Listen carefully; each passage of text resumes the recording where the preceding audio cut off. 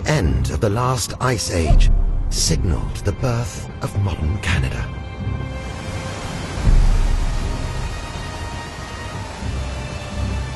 But thousands of years later, much of the north is still buried under ice.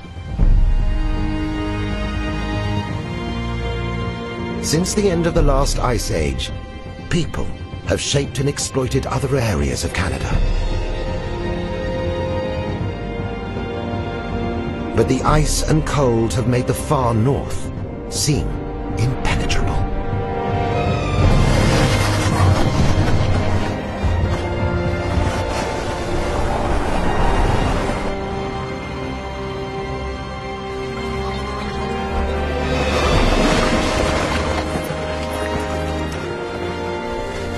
Few people or animals feel at home in the far north. Less than 1% of North American mammals can survive year-round above the tree line.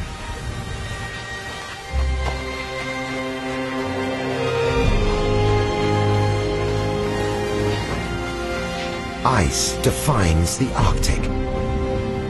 And what happens to ice here will influence the entire planet.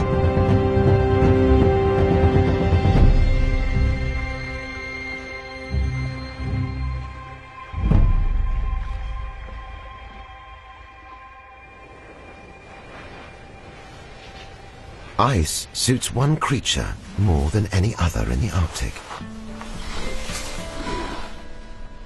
The polar bear.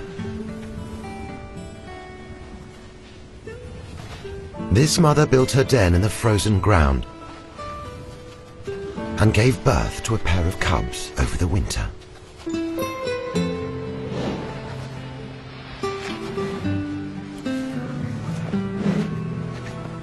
She hasn't eaten for 8 months. She's lost almost half her body weight and relies on a double-layer coat of fur to keep warm.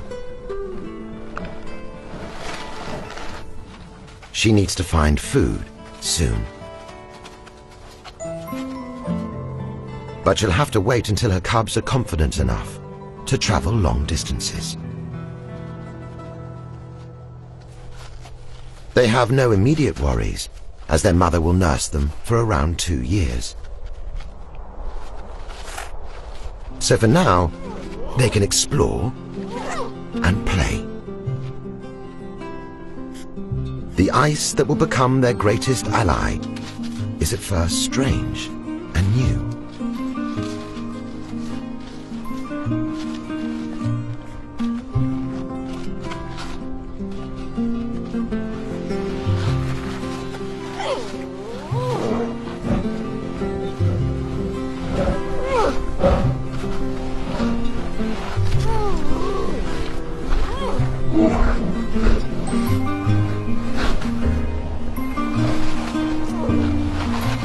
In early spring, this family will travel hundreds of kilometers to reach hunting grounds before the breakup of the sea ice.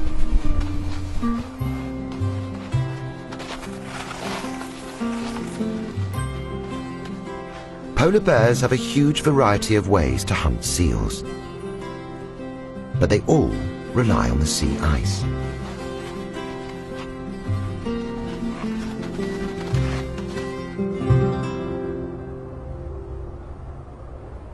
To anyone who hasn't spent their life here, Arctic ice appears to be a single entity. In fact, it takes many different forms, both on land and sea, varying massively in age, consistency, and behavior. Some communities in the north have 70 different words to describe sea ice, even more than they have for snow. Ice can be many different things, from gigantic glaciers to the smallest crystals. And some ice behaves in astonishing ways.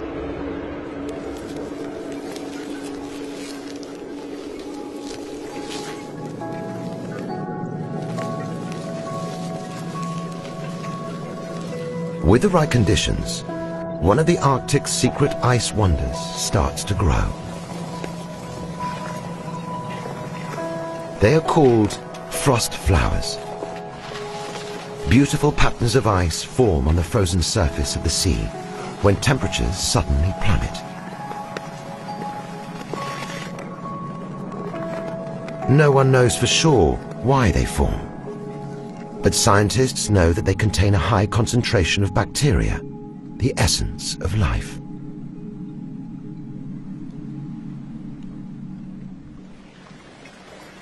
Only hours after they appear, their intricate structures start to fade, leaving no trace behind.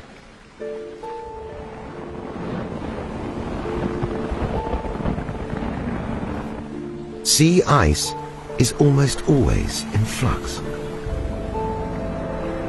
Under the right conditions, it can fleetingly attract a concentration of life.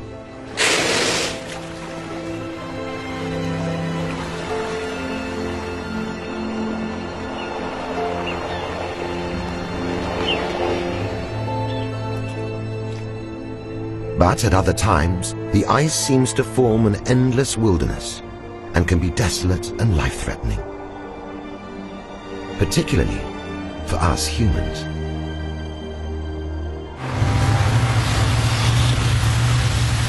The Inuit have exceptional understanding of local ice conditions.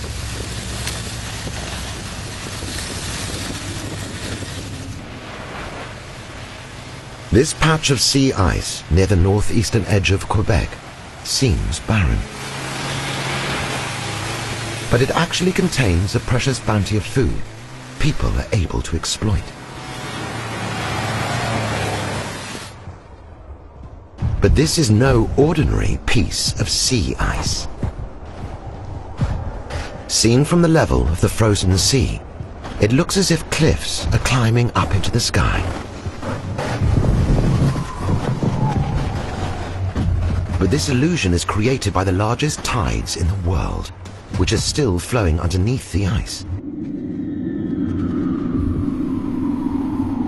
When the tide comes back in, the temporary ice cliffs vanish once again.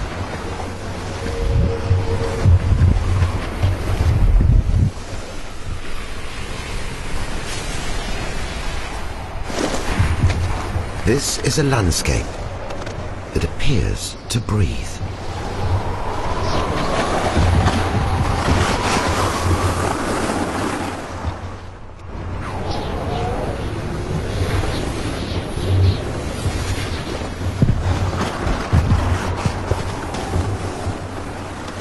The ice has claimed many lives, as the force of 16-meter tides creates death traps when the ice cracks. But these tides also offer hidden opportunities. With all other traditional food sources hard to find in February, these hunters brave the -40 temperatures and head out to sea.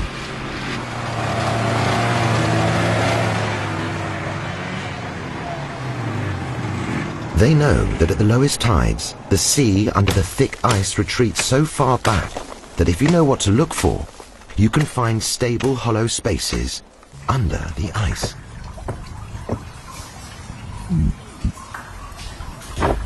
This gives them access to the rich bounty of the seabed, knowledge that has been passed down from generation to generation.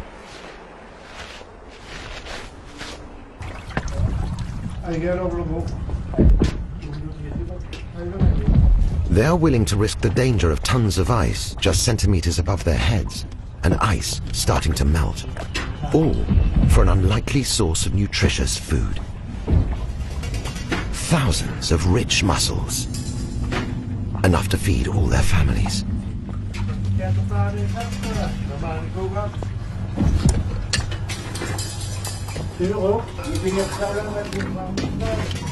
They have less than an hour to collect them before the tide returns.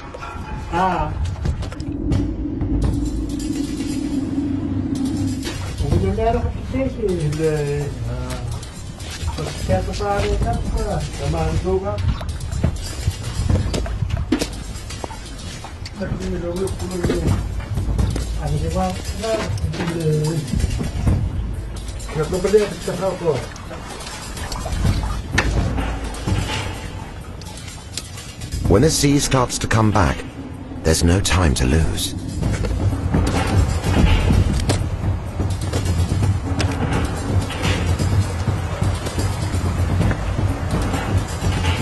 They need to leave now, before the cave fills with seawater and becomes deadly.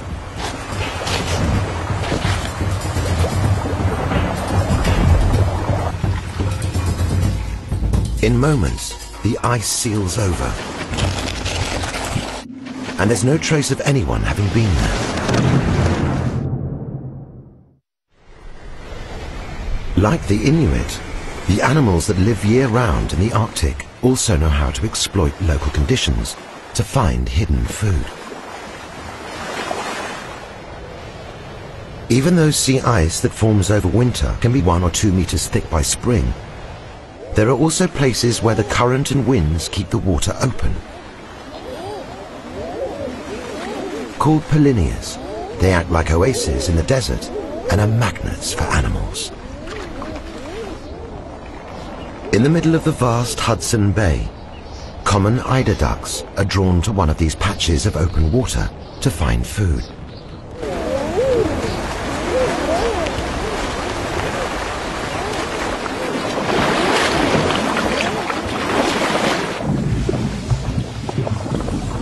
They appear to fly as they dive to depths of 15 meters to forage on the ocean floor. They're looking for mussels.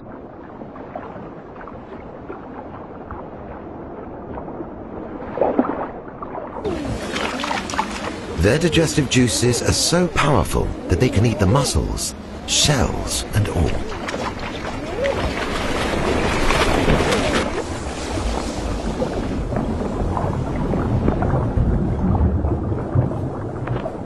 They can dive a long way on a single breath. Knowing the way back up only takes seconds.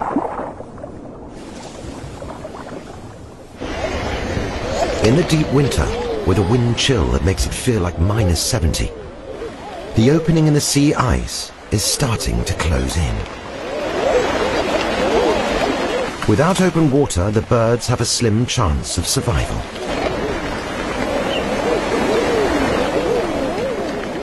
The stronger birds sense what's happening and fly off to find new water, even though the distance they need to travel may be life-threatening.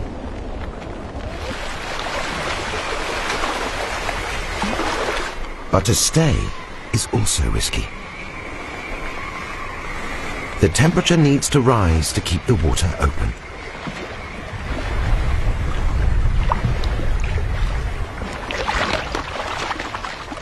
At some indefinable point, the ducks' options are gone. Their energy is fading, and they can't even dive to get food.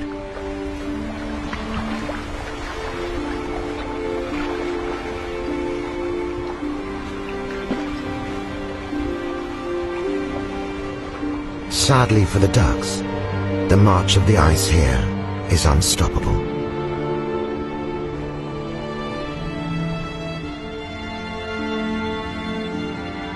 Right time. They know there's plenty of food on offer. This male has seen the vast numbers of murre and, ever the opportunist, comes to investigate. One injured murre is on the ice and has lost the power of flight.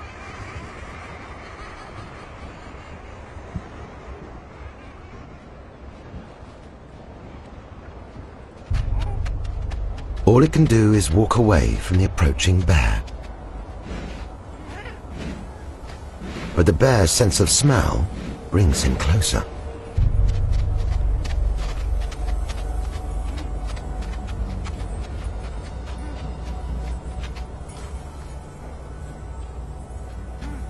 The camouflage that works so well on the dark water is useless on the snow.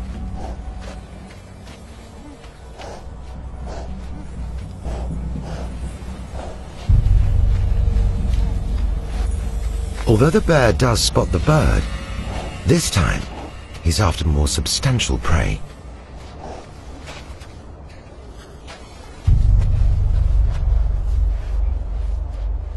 He's come to the floe edge to hunt ringed seals.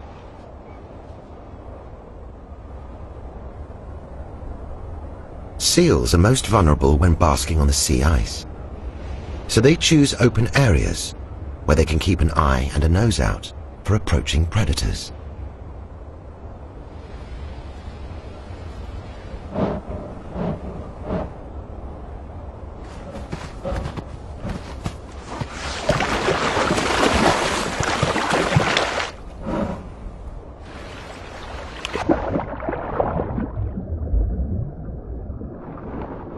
The polar bear goes hungry, again. 9 out of every 10 hunts ends in failure. But the polar bear rarely stops looking for food, and there's plenty around here.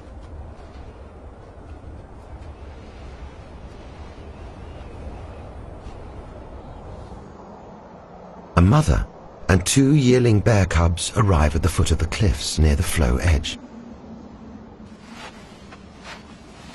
She's skinny and desperately needs food.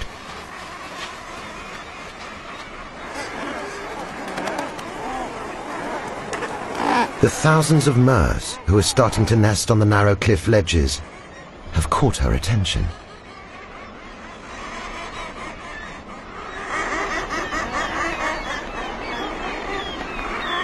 The hungry mother has headed up the cliff to investigate, taking 1 cub with her.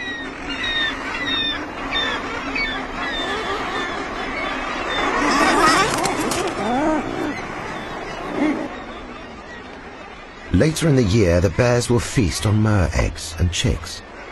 But right now, the adult birds are just too hard to reach.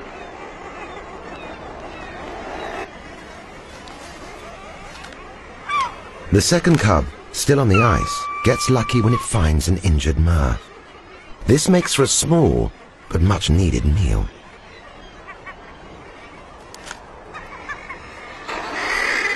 Up at the top of the cliff, the mother and cub are getting nowhere. The hungry cub resorts to eating moss.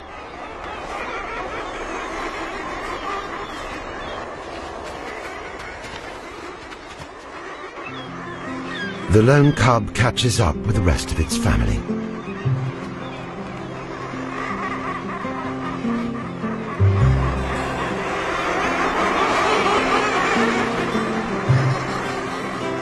And they are happily reunited.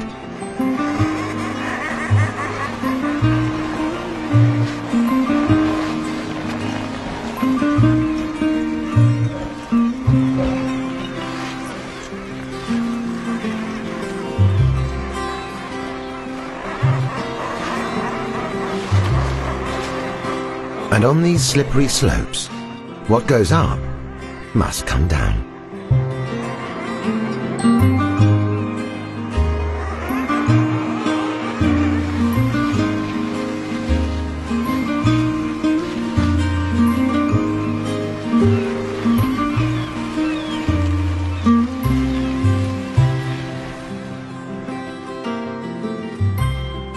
At the bottom, their interest in the murres finally pays off.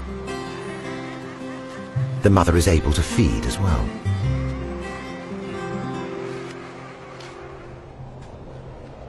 She needs to eat as she is still providing milk for the cubs.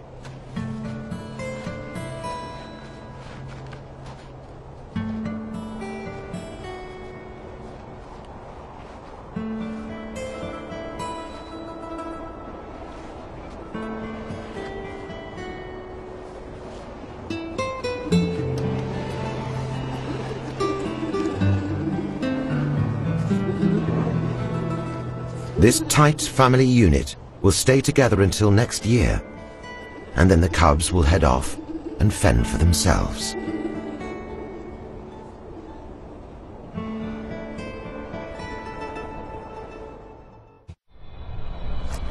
As spring continues, the sea ice starts to disintegrate.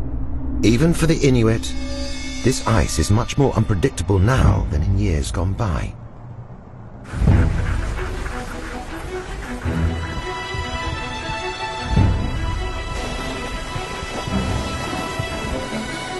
Dogs sense the thickness and stability of the ice through their paws, providing much more protection than riding on a snowmobile.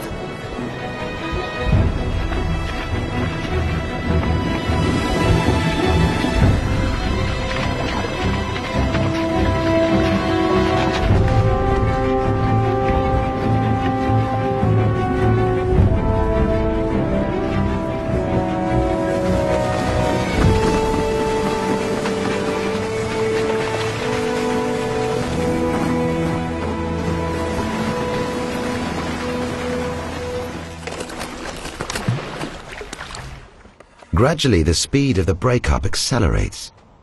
Life for those who depend on the ice becomes more precarious.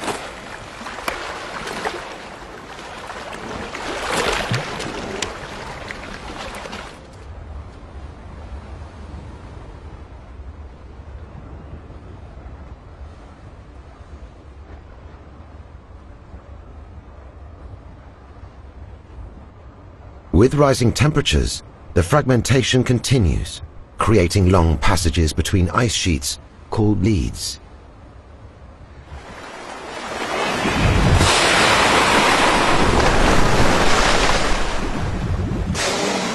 The magical narwhal, with its spiraled, elongated tooth, has been waiting for this moment.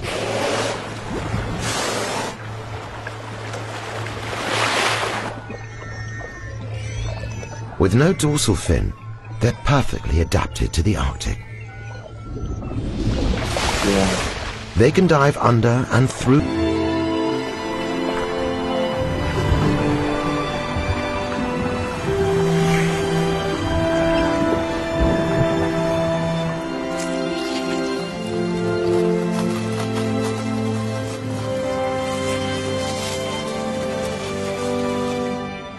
More than half of all the sea ice in the Arctic melts each summer.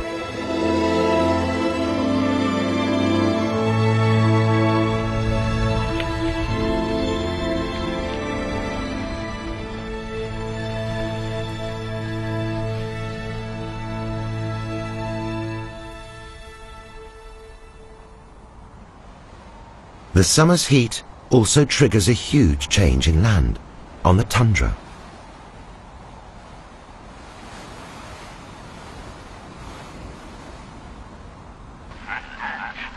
As the snow melts, female caribou migrate hundreds of kilometers to their calving grounds in the far north. More than half of all females will give birth within a few days of each other.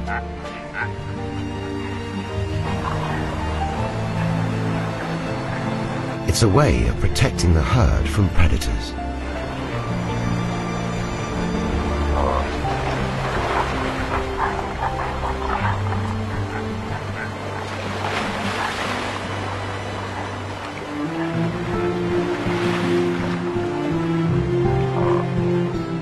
This year the summer melt has come early, so the river current is strong. Soft snow makes it hard for the pregnant caribou to get out.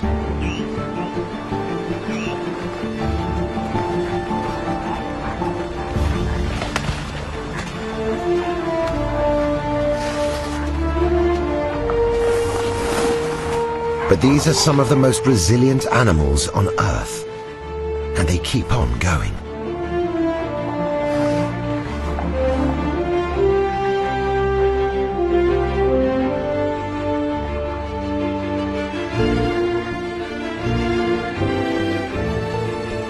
On one of the longest days of the year, the mothers start to give birth. Within minutes, a newborn calf is up on its feet.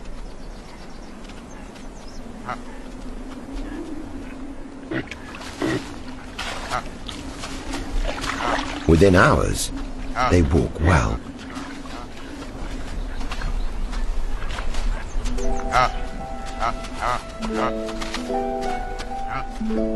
And within days, they can keep up with their mother over long distances.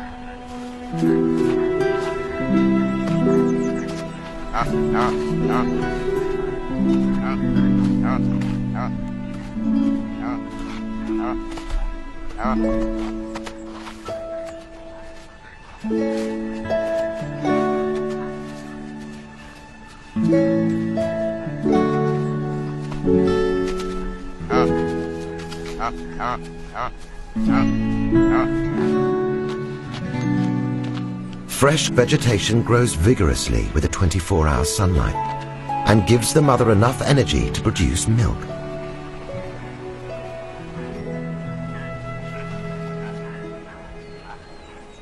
Today, across the Arctic, caribou numbers are falling dramatically. Variability in the timings of the summer melts and winter freeze-up doesn't help, as their finely tuned body clocks are out of sync with the new seasons. At the height of this most productive time, caribou share the tundra with lots of other species. But with no trees, nesting birds are vulnerable to predators, like the Arctic fox.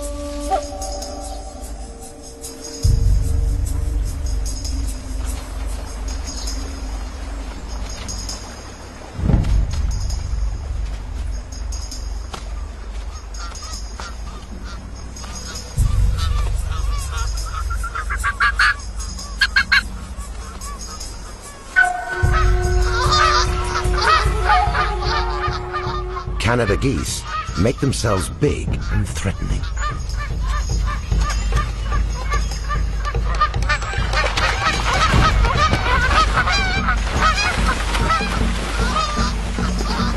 But the fox is not actually after the birds.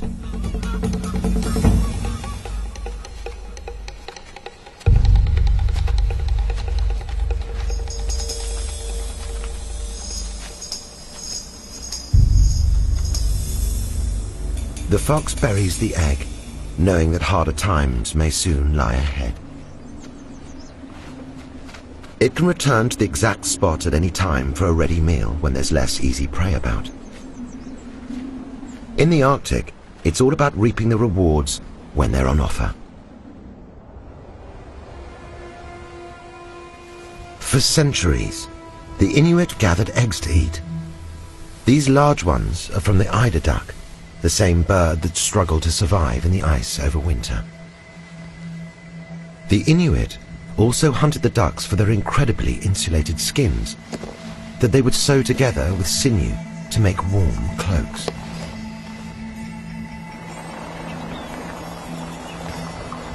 Today, the Inuit are resourceful in intriguing new ways.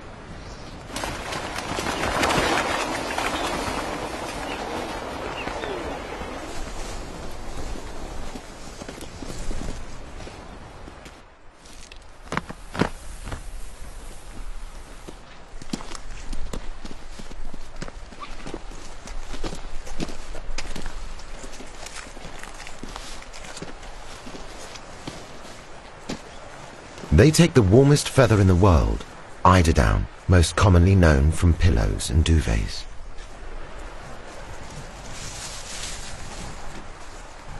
They leave enough to keep the eggs warm.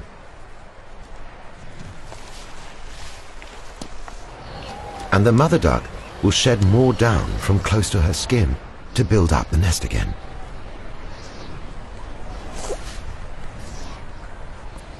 The down will be used as stuffing for overcoats. At the end of the warm season, this community are well prepared to be able to hunt over winter.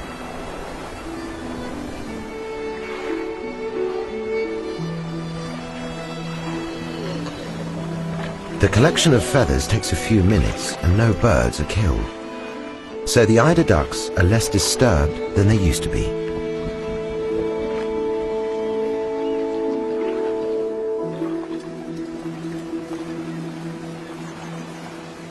Recently, the summer sea ice has been disappearing at a faster rate than anyone could imagine. We don't yet know how these changes will affect some life here. Although walrus use ice to rest on, they also love to bask on rocks in the summer sun.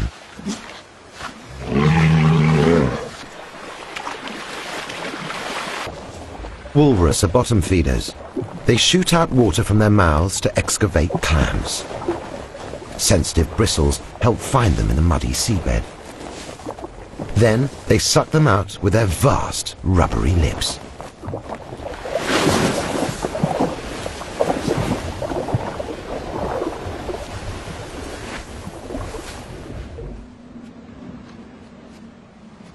It's harder for some Arctic. For the polar bears that stayed at the coast, the ice cannot return fast enough.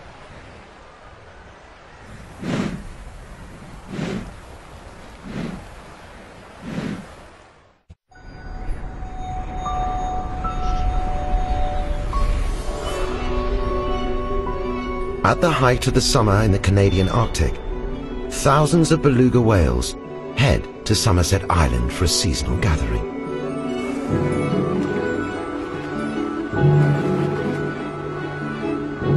Like the narwhal, they're adapted for a life in the Arctic. They don't have a dorsal fin. And they have a huge amount of blubber, up to 50% of their body weight.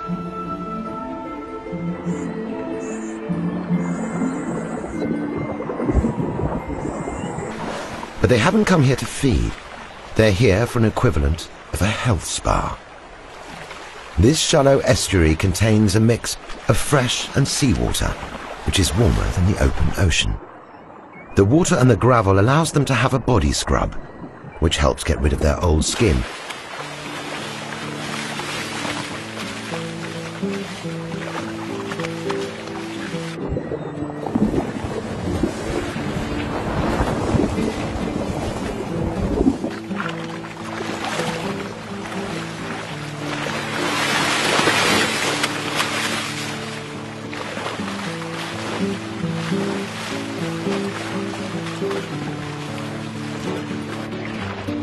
They appear to love it.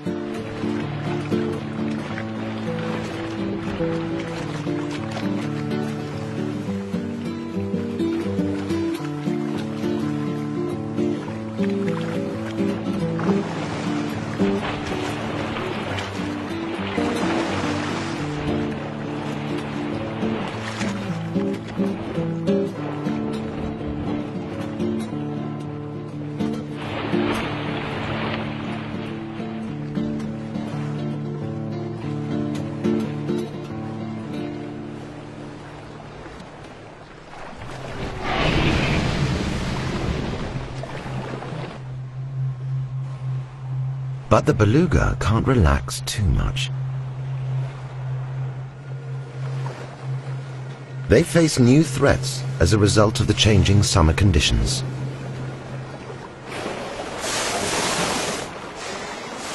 Killer whales have traditionally found it hard to hunt in these icy waters due to their massive dorsal fin, often taller than an adult human. They aren't able to travel far under the sea ice because their dorsal fin could get in the way of them getting to the air at the surface. Today, as more of the sea ice is melting each summer, they appear to be increasing in number. Coming in from the Atlantic, specifically to hunt large marine mammals like beluga and narwhal.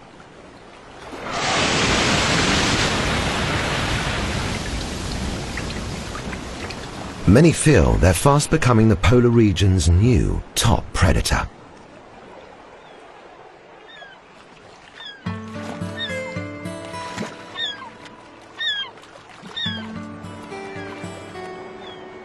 Although polar bears can swim vast distances, hunting in an ice-free ocean is virtually impossible.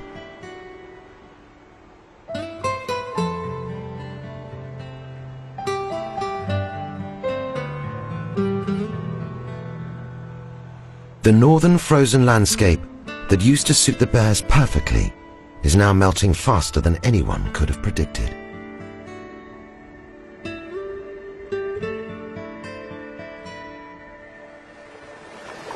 This is the dawn of a new age for the Arctic. Much of the long-term ice, some of it hundreds of thousands of years old, is starting to melt.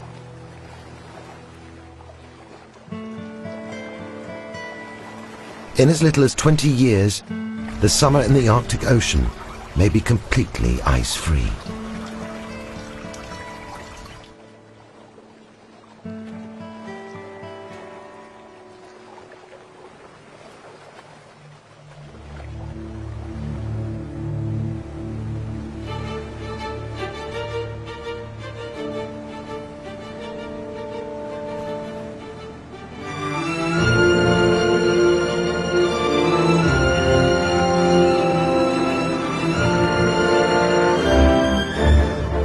From coast to coast, people have always transformed the environments of wild Canada.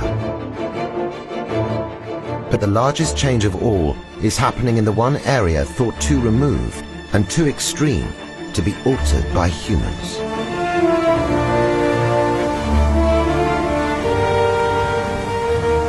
The biggest alteration of the Arctic in the last million years is unfolding right before our eyes,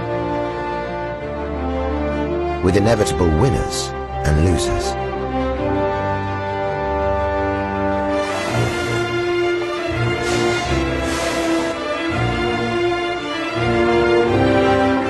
At key points in history, the Arctic has been connected with exploration and discovery.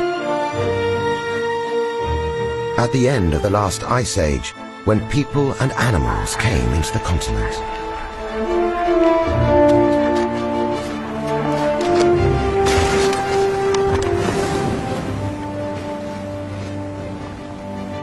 and today, where we find a new global frontier opening up.